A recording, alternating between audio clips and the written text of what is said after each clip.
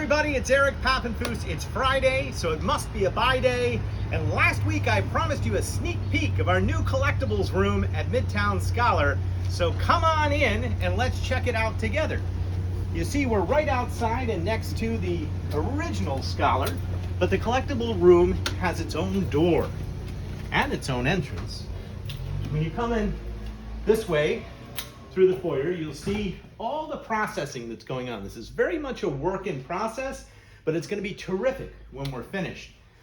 One of my regrets about the current rare book room at the Midtown Scholar is that we have to keep a lot of things under lock and key. And this room is going to be different. We're going to have it staffed, and all the books that you see and all the pamphlets, like the ones that we discussed yesterday that are being processed, they'll all be available to touch and to browse. We're going to have a table and a book cradle. It'll be a different feel, but a really, really nice one.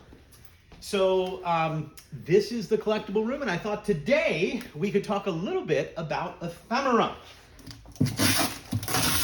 What is ephemera? Well, ephemera is usually paper items that weren't meant to last, and we have a lot of it here at the Scholar. If you see, we've got Victorian trade cards, and we've got Victorian die cuts. And here's an example of ephemera. This is a Victorian trade card.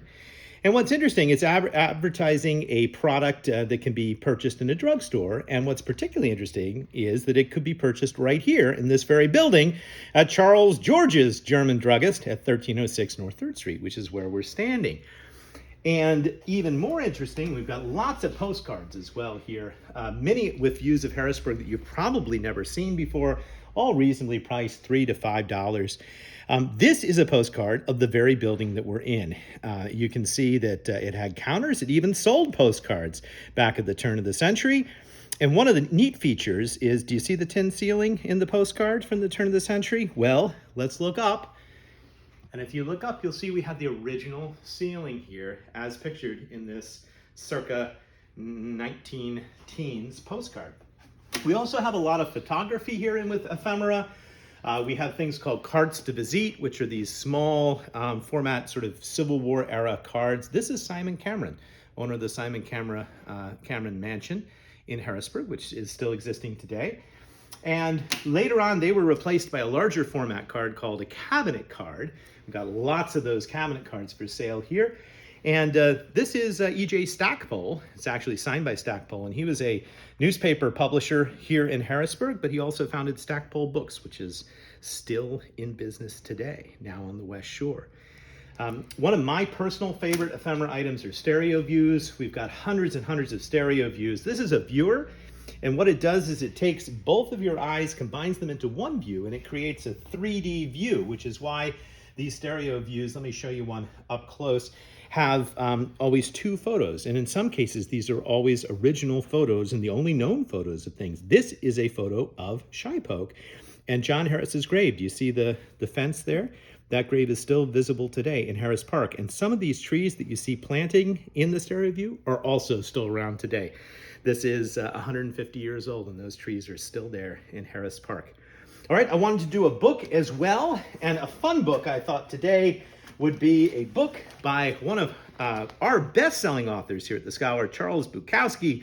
This is his first novel. It's called The Post Office, and it's the story of his time working in the United States Postal Service. It's more than that, but it was published by Black Sparrow Press, and Black Sparrow Press was founded specifically to publish Bukowski's work. The founder of the press offered Bukowski a regular stipend if he would quit his job at the post office and write for them. And what's particularly interesting of this copy of Post Office is that it is signed by Bukowski, and it even has a doodle of a smoking monkey. Yes, that is a smoking monkey, and Bukowski artwork is very collectible in and of itself, but this is also his first novel. So this is actually going to go in the rare book room, but something which you'll find there in a more modern book than we usually do. And now finally, we want to end with a funny book. And this one, I have to say, was just found this week by our own Mitzi Trossel, who works in Books for the Store, processing them. And it is called The Layman's Guide to Acupuncture. Probably the one thing you don't really want a layman to do. And what I find particularly amusing about it is that it has photographs of how laymen can do acupuncture with fire sticks, and also acupuncture with electrolysis. So if you were ever a layman and wanted to do acupuncture in this manner, I think it would be a little bit dangerous, not to mention slightly scandalous. A layman's guide to acupuncture. Well, thanks for watching. Thanks for taking a tour of this room. We hope to open it in the fall, and we will see you next week and every week on Friday for Buy Day Friday.